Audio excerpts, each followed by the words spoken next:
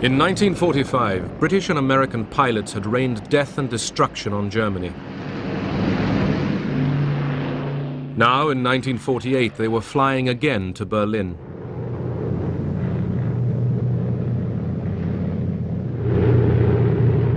This time, they were keeping the city alive.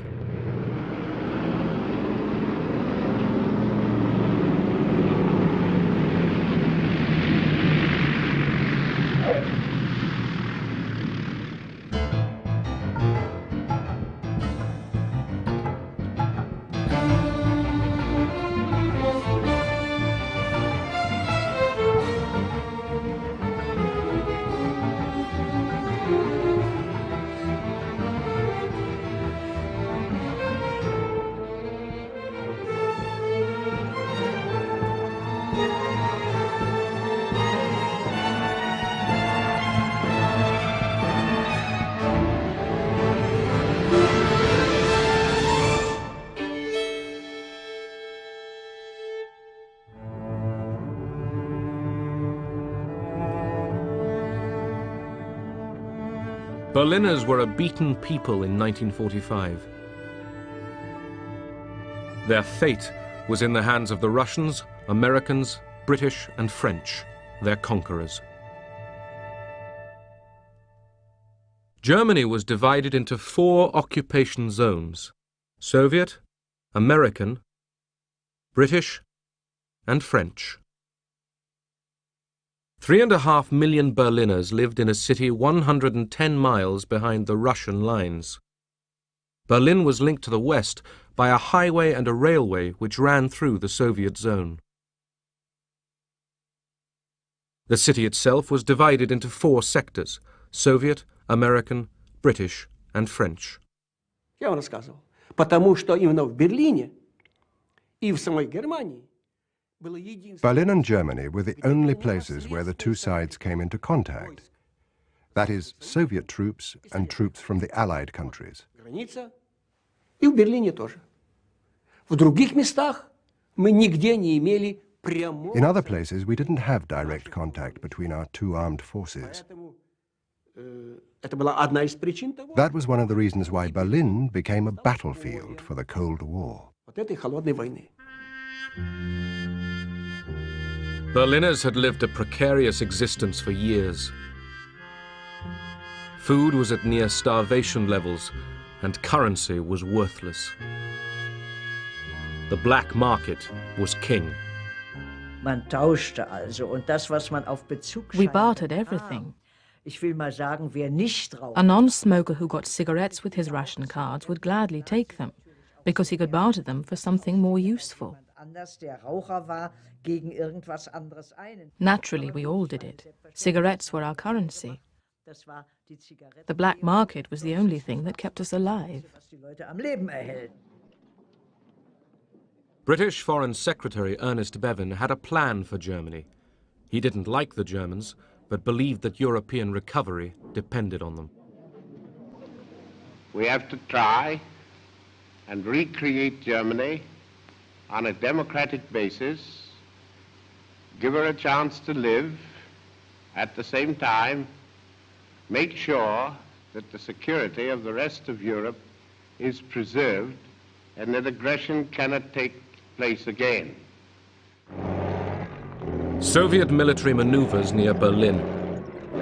By 1948, the honeymoon among the Allies was long over. The Soviets wanted a weak Germany under 4-power control. America, Britain and France were secretly planning a new German state in their occupation zones. Spies told the Soviet military governor, Marshal Vasily Sokolovsky, about the plan. Он нас собрал всех и сказал, что прочел нам данные. He gathered all of us together and read out an intelligence report. Данные разведки показали, что в Лондоне совершился. The report stated that a secret conference about Germany was held in London. He read out everything that was discussed in London. Sir Brian Robertson, the British military governor, and his American counterpart, General Lucius D. Clay, had to implement the Western plans. General Clay was the hardest working man I've ever encountered, no vacation. He skipped lunch because he considered that a waste of time. Instead, he had 20 cups of coffee and 2 packs of cigarettes a day. What impressed me particularly was his fantastic ability to absorb difficult questions that were quite outside of the framework of his experience. After all, he was a professional soldier. The Allied Control Council met regularly in Berlin. Usually, as here, the proceedings followed a well-worn path. The American General Clay and his Western partners exchanged routine information with their Soviet counterparts. But on March 20th, 1948, Sokolovsky wanted more. He spoke in a very tactful and polite fashion, in a very restrained way.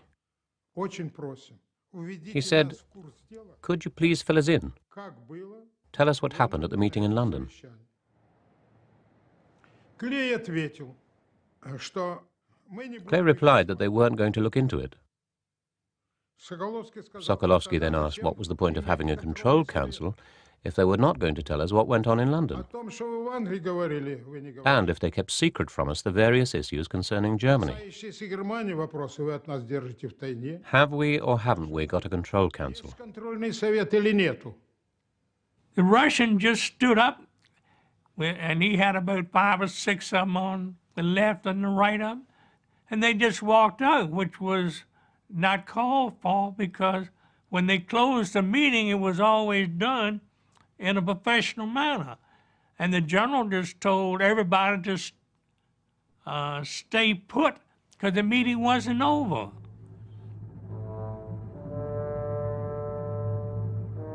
The former Allies provoked each other. The West had no intention of budging from Berlin, but knew the Soviets wanted them out. They feared Stalin might risk war to achieve it.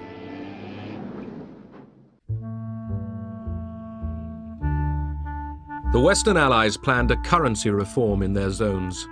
It would wipe out black market profiteers by making old currency valueless, and it would tie Germans to the West. The Russians weren't told.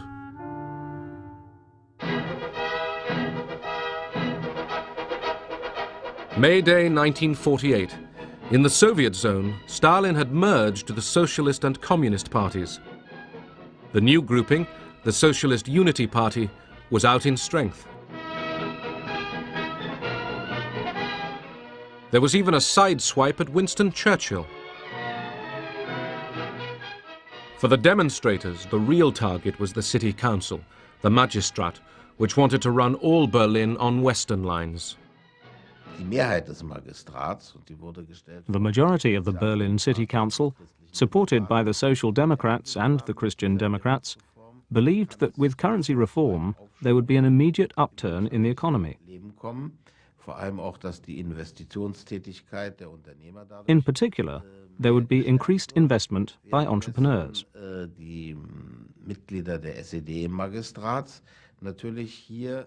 On the other hand, the Socialist Unity Party councillors saw it as a threat to the still incomplete nationalization of property which had belonged to the big companies, to war criminals, and to Nazi Party members.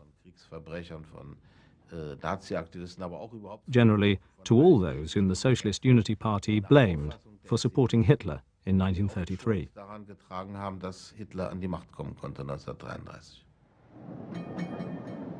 The stage was set for confrontation between the Socialist Unity Party and their pro-Western opponents. These were led by Ernst Reuter, whose family had once been forced to flee from Hitler. His election as mayor of all Berlin had been vetoed by the Russians.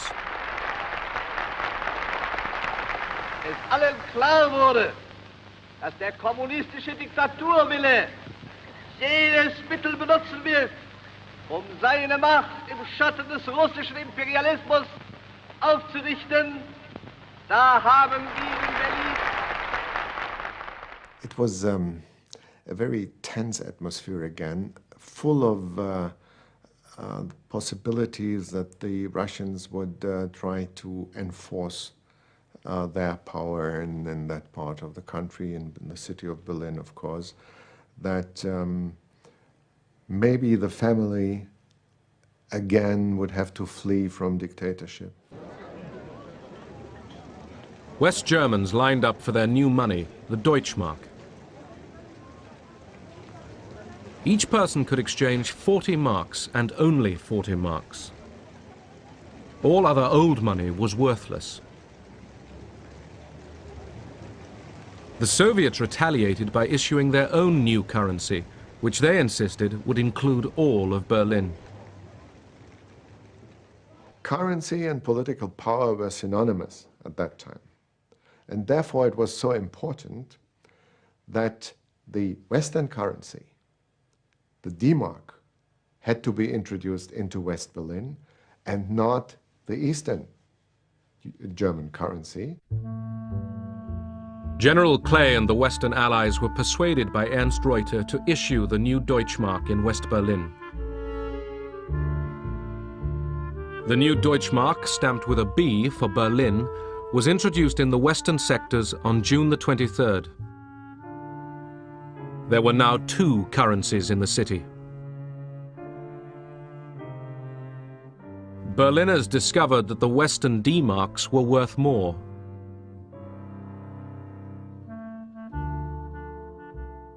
Many people from the West frequently traveled to the East and of course bought up what they could. East marks and West marks, if you can call them that, were usually 1 to 7 or 1 to 5. That is, we got 7 or 5 East German marks for 1 West mark. And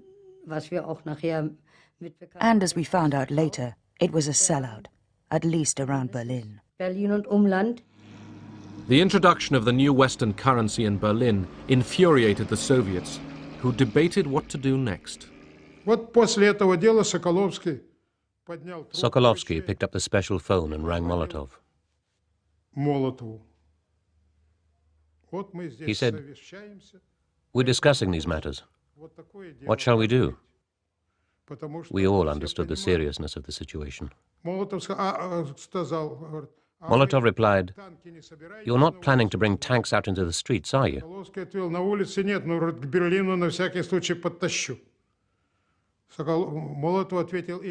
Sokolovsky said, "No, not in the streets, but I'll move them closer to Berlin."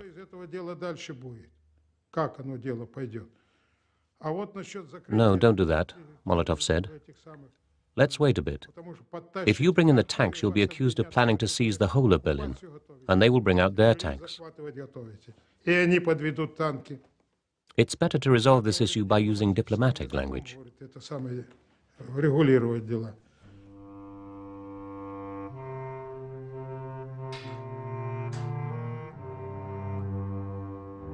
The Soviets blocked all major road, rail, and canal links between West Berlin and Western Germany. They made no concerted effort to seal every route, but delivery of the 12,000 tons of food and coal normally supplied by the West to Berlin every day was now impossible. The Soviets cut electricity supplies to factories and offices. West Berliners could do little. Their only large power station had been dismantled for reparations by the Soviets in 1945.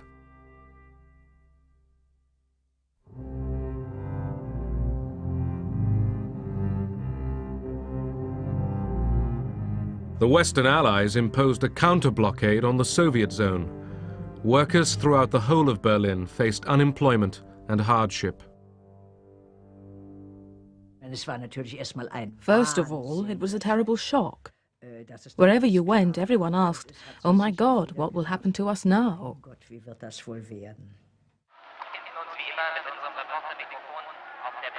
Stalin's purpose was clear: to force the Western Allies to change their policies or quit Berlin. In 1945, the Western Allies had made a written agreement with the Soviets. planes could fly along 3 air corridors 20 miles wide to 2 Berlin airfields, Tempelhof and Gatow. Seaplanes could also set down on Lake Havel. The British responded to the challenge. They planned an airlift. Foreign Secretary Bevin put his weight behind the idea. The physical suffering of 2.5 million people in Berlin to try and influence the Allies, the Western powers, in their treatment of the Germans, and to try to force us out is one which we are unable to accept. General Clay, the American commander, didn't believe an airlift would work. He had wanted to test Soviet resolve by running an armed convoy through the blockade. Reluctantly, he agreed to pursue the airlift idea with Ernst Reuter. Clay said that this would mean extreme hardship and how little we could bring in at first. And he asked Reuter point blank, do you think the Berliners will be able to take it? Reuter quietly replied, you take care of the airlift, I'll take care of the Berliners.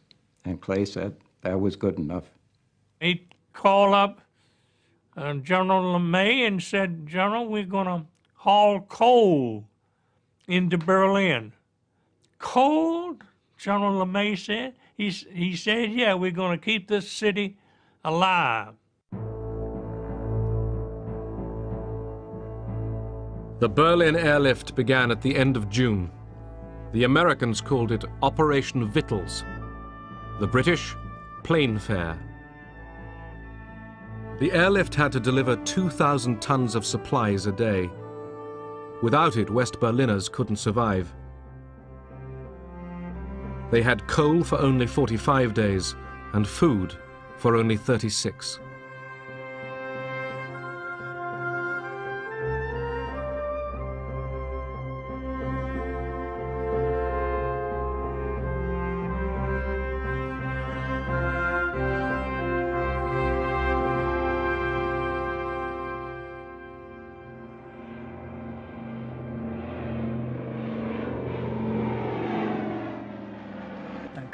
The airlift began, which was welcomed with incredible enthusiasm.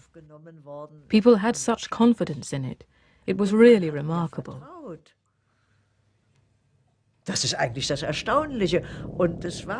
People thought, why shouldn't it work? They dropped so many bombs on Berlin. They should be able to drop potatoes. Bomben mir abgeworfen, da werden sie doch auch Kartoffeln abwerfen können.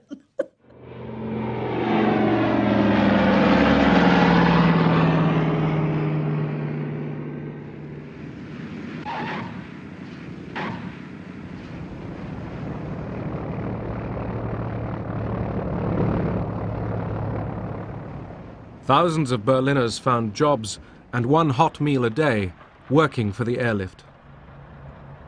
We were divided into work gangs, supervised by an American overseer. Each gang was ordered one by one to the planes as they came in. Go to the next plane, hieß es dann. Each of the larger planes carried 9 tons. We could unload each plane in roughly 7 minutes. That was 9 short tons of coal.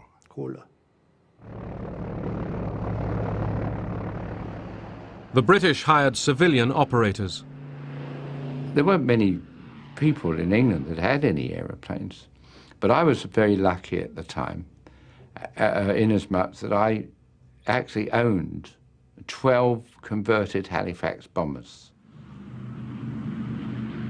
The government came along and said, look, can we do something with these aeroplanes? And I said, of course. But remember, we all thought that the Berlin airlift was only going to last 2 or 3 weeks, or there would have been a war. America now raised the stakes by sending B-29 bombers, capable of carrying atom bombs, to Britain. The move was highly publicized. These are the men whose nerve-wracking job it may be to fight their way through weather and red obstruction. So grave is the crisis that General Clay is recalled to Washington to report on the situation. He is greeted by Secretary of the Army Royal and then is welcomed by Chief of Staff Omar Bradley. On his shoulders may rest the responsibility for peace or war, and the Commander-in-Chief at the White House awaits his appraisal of the most explosive situation yet in the struggle between East and West.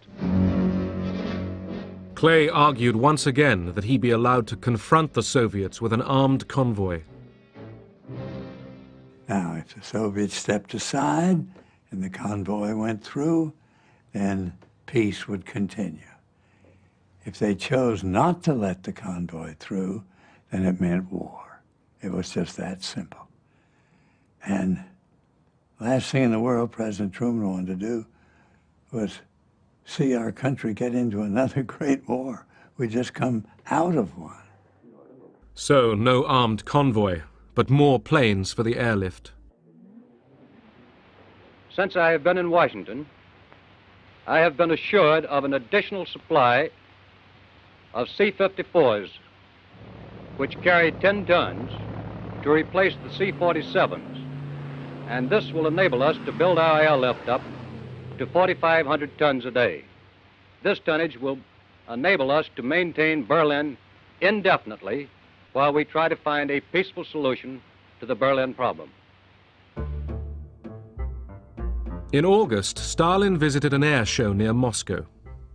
He was confident that the Soviet blockade of Berlin's western sectors would be enough to force the Allies back to the negotiation table. But time wasn't necessarily on his side. The West's counter-blockade of coal, steel, and machine tools was beginning to bite.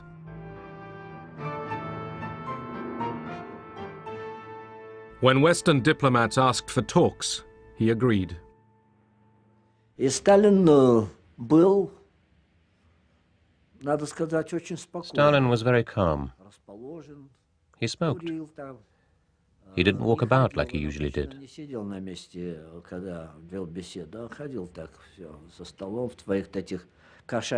Normally, he would pace around like a cat in his soft boots. But this time, he stayed seated. He had no notes next to him.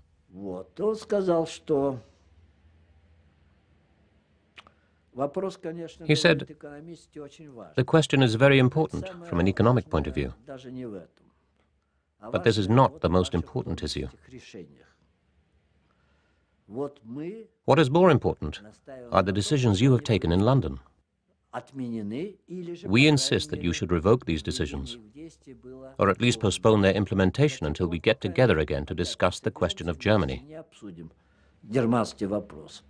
He saw that Germany was going to be divided, with a strong Western Germany, supported by America in the West, and anyway being 3/4 of the total part of Germany, which would become an independent country, and he wanted to stop that.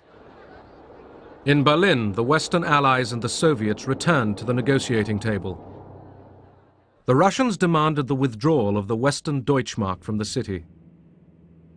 They also applied pressure in the air corridors. There's plenty of provocation. They used to carry out aerial maneuvers in the corridor or right alongside it. They'd be above you because we had a maximum altitude. And they'd go off firing military equipment, being buzzed and all that sort of thing. We'd come up and if a yak had come head on with you, right nose to nose, and the last minute would peel off, or come up behind you so you couldn't see him and then come up over the wing. But they didn't shoot.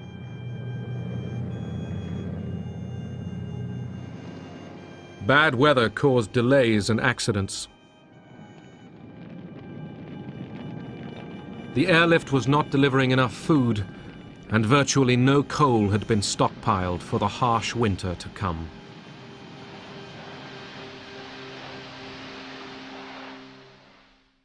Mein Berlin, du kannst nicht untergehen.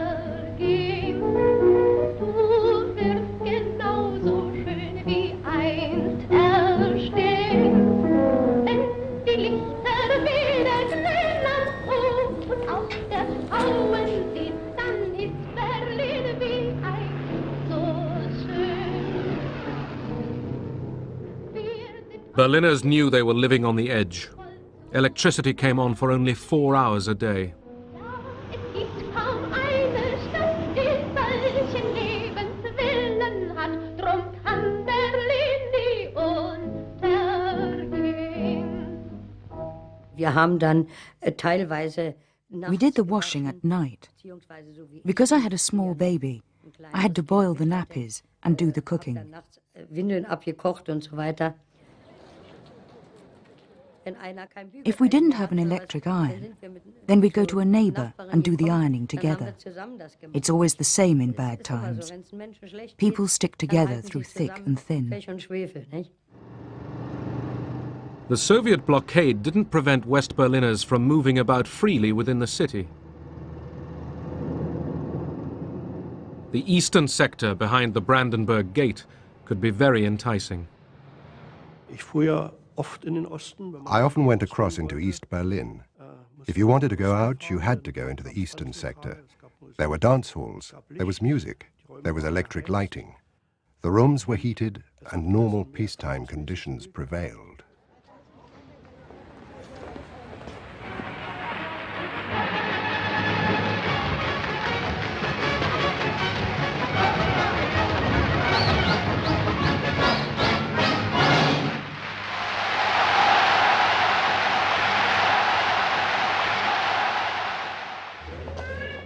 The Russians offered West Berliners the chance to buy food in the Soviet sector.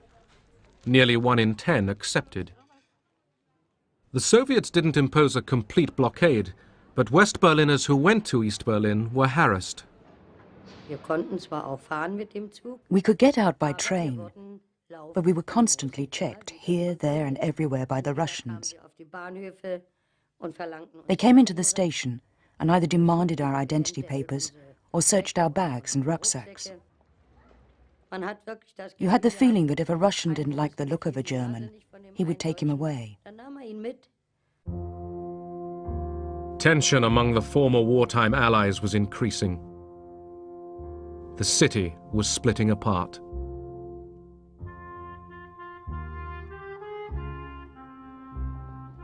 On September the 6th, communist-led activists converged on a full meeting of the city council in East Berlin. They were looking for trouble. These were not spontaneous outbursts from the people. They were, on the contrary, demonstrations, which party members and sympathizers had been ordered to attend. Their aim was to break up the old city council.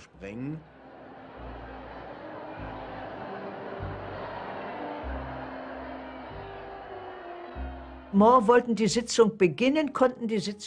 wanted to begin the session, but Speaker Zur couldn't get it started because communist gangs had made it their business to be there.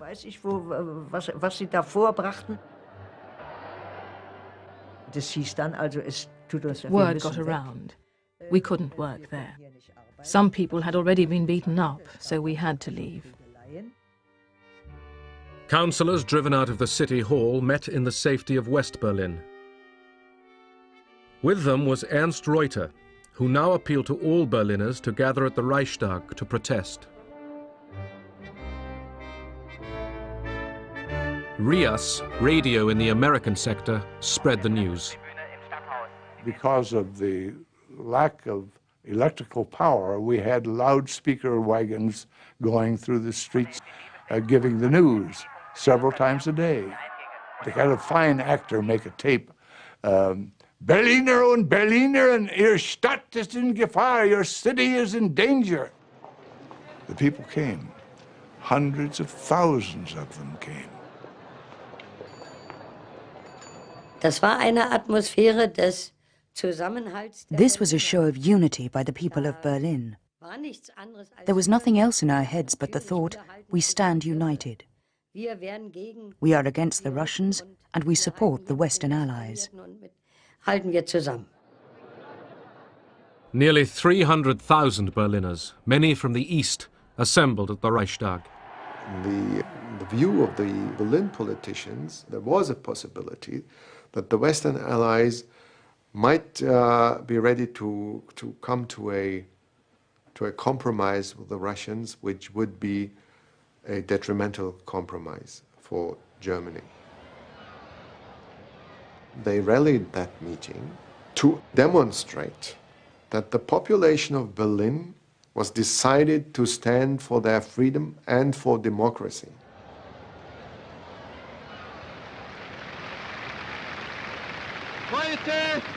Heute ist der Tag, an dem nicht Diplomaten und Generäle reden und verhandeln.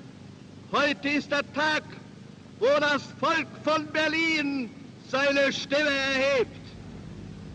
Ihr Völker in Amerika, in England, in Frankreich, in Italien, schaut auf diese Stadt und erkennt, dass ihr diese Stadt und dieses Volk nicht preisgeben dürft, nicht preisgeben könnt.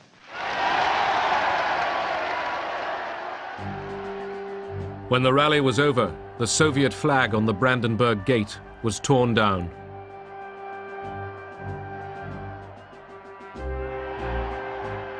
East Sector police and Soviet soldiers opened fire. 12 people were injured. One young Berliner was killed.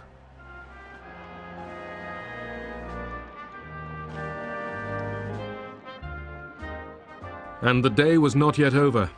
A delegation went to the Allied Control Council, where they feared a deal with Stalin to withdraw the Western D-Mark from Berlin was being hatched.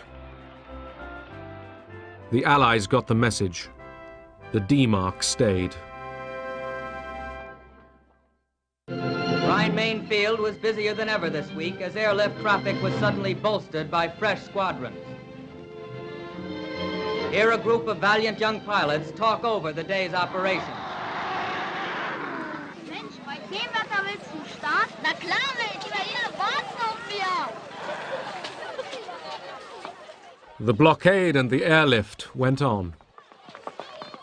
We flew everything. I mean, medical supplies, newsprint, but the coal was the biggest thing, and it was the biggest problem, too.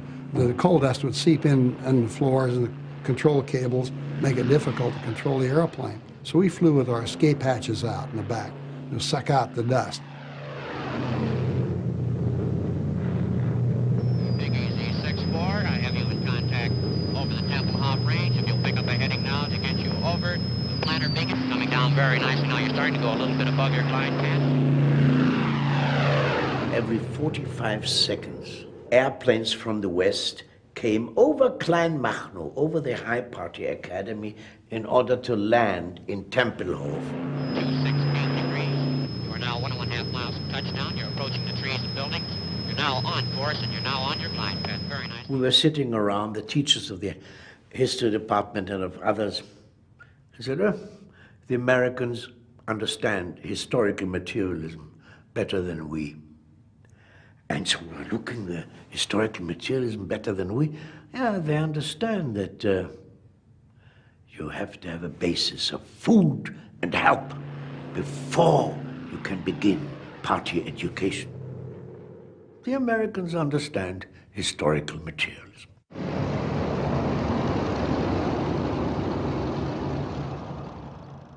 Airlift pilots could fly up to 3 missions every day.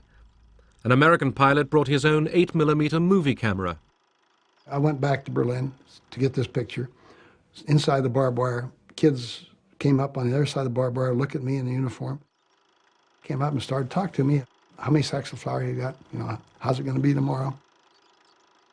They got off the subject of flour very quickly, on the subject of freedom. And said, look, he said, someday we'll have enough to eat. Just give us a little. Just don't give up on us when the weather gets bad. We'll have enough. But if we lose our freedom, we may never get it back. And these kids were 8 to 14 years old. They blew my mind with their maturity and understanding of what was important. Halvorsen promised the children that he would return with chewing gum and chocolate dropped from tiny parachutes. Es war erstaunlich, was die alles mit ihren Flugzeugen hergebracht haben. It was amazing all the things they brought over in their planes. Das heißt, der eine Junge, der war dann auch hier, die mit diesen... I still remember my youngest boy was there. hatten dann kleine, wie kleine... When American soldiers dropped little parachutes with sweets, chewing gum and chocolate. Bisschen Schokolade, sowas.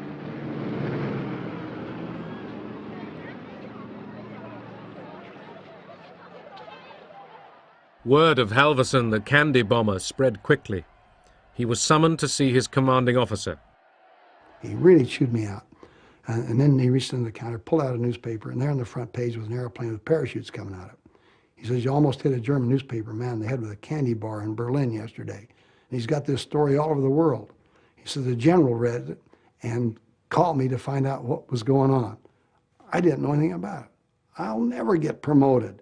Why didn't you tell me? I said, I didn't think you'd approve it, sir. He says, you're right, but the general thinks it's a good idea. Keep doing it.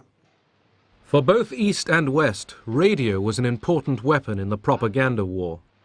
Es spricht Roman Kwalek. Radio in the American sector, RIAS, was run by William Heimlich. I introduced American broadcasting techniques on the theory that if the audience isn't there, you can't convince them of anything. So my number one priority was get people to listen. How do you get people to listen? You give them good, entertaining programs, solid news that they could depend upon. Trotz ungünstiger Witterung und niedriger Wolkendecke vollzog sich auch heute der Lufttransportverkehr nach Berlin planmäßig. Am frühen Nachmittag trafen die ersten Skymaster-Maschinen mit je 8 Tonnen Steinkohle an Bord in Tempelhof ein. A young Berlin dancer called Christina Olsen became a popular RIAS performer, and later Mrs. Heimlich. I read the headlines, and then I would make fun of whatever the Russians or East Germans did. Das versteh ich nicht, dazu bin ich noch zu klein. Doch die Russen, die müssten doch das eigentlich verstehen. Which means I'm too little to understand all these happenings, but the public could certainly get it. And it became a very famous slogan in Berlin, and so I became the voice of Berlin. Werden Sie am Sonntag wählen? Ja, ja. Und Sie? Selbstverständlich. Aber natürlich werde ich wählen. Darf ich Sie auch noch schnell fragen, ob Sie am Sonntag wählen Aber werden? selbstverständlich werden wir wählen. In December 1948, West Berliners voted for a new council to run their half of the city. The Socialist Unity Party, which dominated the old council in the Soviet sector, boycotted the elections. Wir sind im Moment als Stadt gespalten. For the moment, we are a divided city. There is nothing we can do about it. Unser Leben. Our survival now depends on developing extremely strong ties with West Germany. Bekommen. Ernst Reuter was now mayor, with Louisa Schroeder as his deputy, but only in one half of Berlin.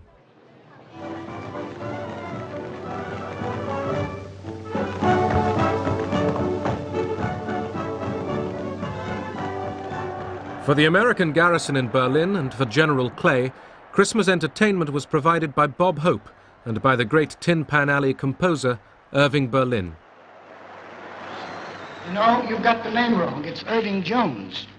Irving Jones? Yes, I changed it. Anything over here named Berlin, they cut up into sectors.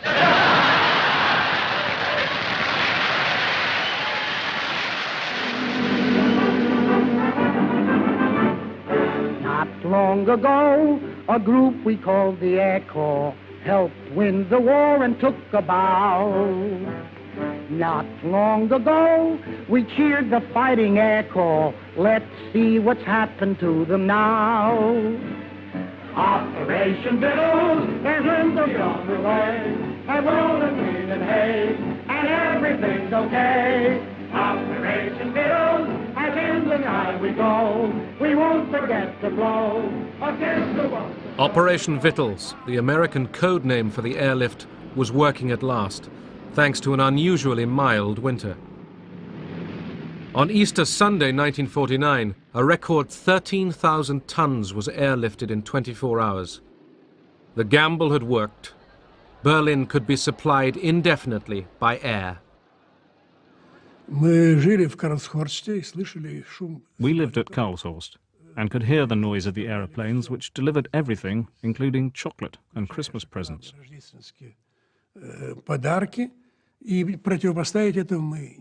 We couldn't match it. We were poor, and the West was rich.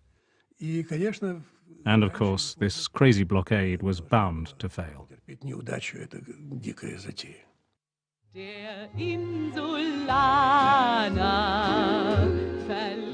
The Soviets had failed to drive the British, Americans and French out of Berlin.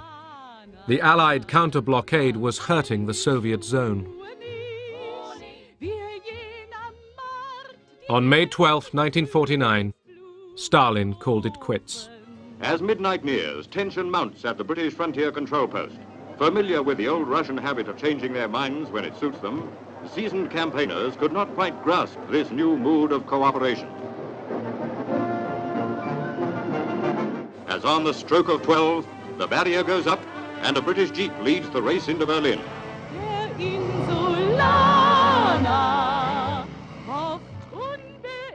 Many people thought the ending of the Berlin blockade meant an end to the Cold War.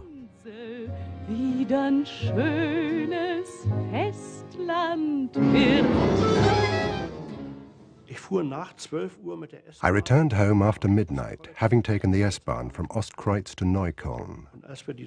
When we crossed the boundary between the two sectors, everything was bathed in light. It was like a dream. Freude. Weiter nichts. Sheer joy. Nothing else. We had done it. It does work with the West. Und es geht doch mit dem Westen. That was so very important. The West has won. Der Westen hat gesiegt. It was General Clay's time to go back home.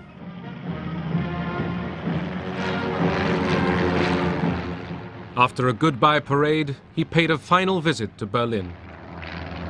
So then he asked me to go with him to the final farewell ceremony at City Hall, and Adenauer and all the top German officials had been flown in. That was a very impressive farewell ceremony, and as so often, nobody had thought of providing a separate microphone for the interpreter. This happened to me time and again, which meant I had to lean over practically cheek to General Clay to speak into the microphone. And in the strong light, I could see that there were tears in his eyes. I shall not use the English word goodbye, but rather try to say to you, Auf Wiedersehen.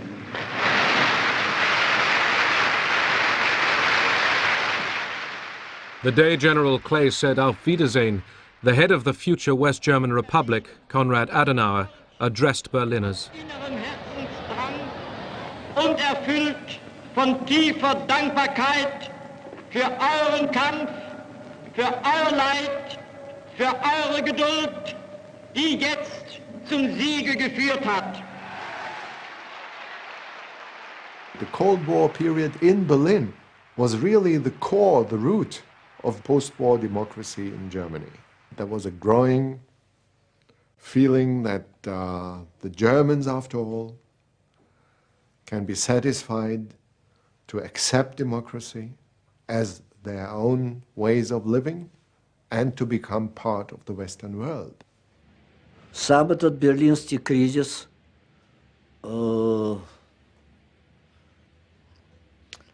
привел, конечно. The Berlin crisis, on reflection, resulted in a division of Europe. The government in West Germany was created, and 2 weeks later, on our side, the German Democratic Republic was born. That division went right across Germany. In April 1949, British Foreign Secretary Bevin's dream of a strategic alliance between Western Europe and North America came true with the signing of the North Atlantic Treaty. The overall success of the Berlin airlift was, first of all, it persuaded a lot of very frightened people throughout Europe that they had to come into the Atlantic Alliance, which provided the security for the general feeling that we are safe in spite of these very much larger Russian forces which were next door.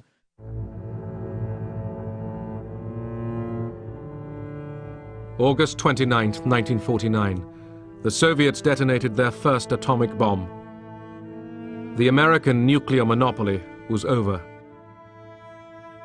The world was now split down the middle by two competing superpowers. At its heart lay a divided Germany and a divided Berlin.